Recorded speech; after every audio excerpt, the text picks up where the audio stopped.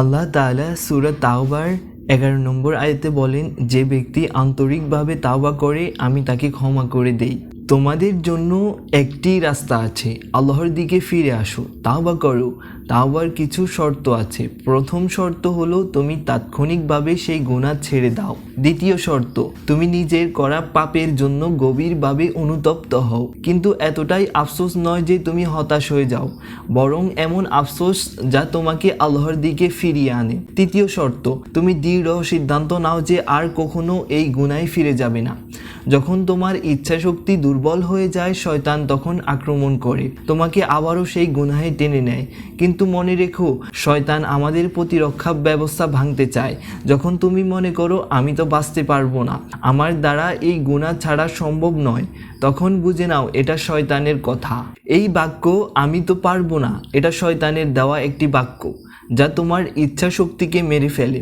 আর তুমি যখন মনে মনে বলে ফেলো আমি তো ছাড়তেই পারবো না, তখন তুমি অজান্তেই নিজের উপর এক শয়তানি সাবস্ক্রিপশন চালু করে ফেলো। তুমি যেন সেই সাবস্ক্রিপশন বাতিল করে দাও, বলো আমি পারবো, ইনশাআল্লাহ আমি গুনাহ ছেড়ে দেব।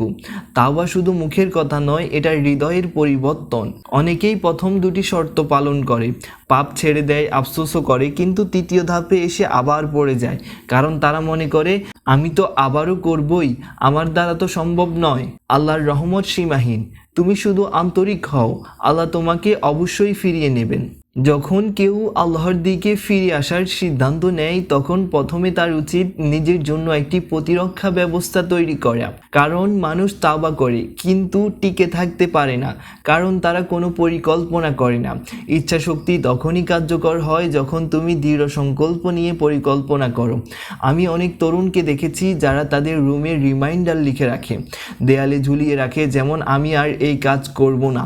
এগুলো ছোট ছোট কিন্তু শক্তিশালী পদক্ষেপ। আর যদি তোমার গুনাহ কারো হক বা অধিকার নষ্ট করে থাকে, তবে শুধু তাওবা নয়, তুমি তার কাছে ক্ষমাও চাও। যদি কারো টাকা, সম্মান বা অধিকার নষ্ট করো, তবে তাকে ফিরিয়ে দাও বা ক্ষমা প্রার্থনা করো। কিন্তু কেউ কেউ তাওবা করে অন্য কারণে, যেমন বলে আমি এটা ছাড়বো কারণ আমার শরীর খারাপ হয়ে গেছে, অথবা আমি এটা ছাড়বো কারণ এটা আমার ভালো লাগছে না। না, এভাবে গুনাহ ছেড়ে দিলে সেটা আল্লাহর জন্য হয় না। সত্যিকারের তাওবা হলো যখন তুমি শুধুমাত্র আল্লাহর সন্তুষ্টির জন্য গুনাহ ছেড়ে দাও। তুমি বলো আমি এটা করব না কারণ আমার রব আমাকে দেখছেন।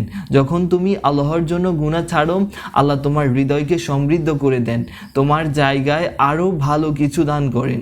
আল্লাহ বলেন, যে ব্যক্তি আমার জন্য কিছু ত্যাগ করে আমি তাকে এমন কিছু দেই যা তার কল্পনার বাইরে। এবং কিয়ামতের দিন আল্লাহ সেই 7 শ্রেণীর মানুষকে ছায়া দেবেন, যাদের মধ্যে একজন হলো সেই ব্যক্তি যিনি আল্লাহকে রাজি করার জন্য নিজের প্রবৃত্তিকে সংযত করেছেন। যখন সে একা থাকে তার ভেতরে জ্বলন, বাসনা, কামনা জেগে ওঠে, কিন্তু সে নিজেকে থামিয়ে দেয়, কারণ সে জানে আমার রব আমাকে দেখছেন। এখন মানুষদের জন্য আল্লাহর বিশেষ রহমত রয়েছে।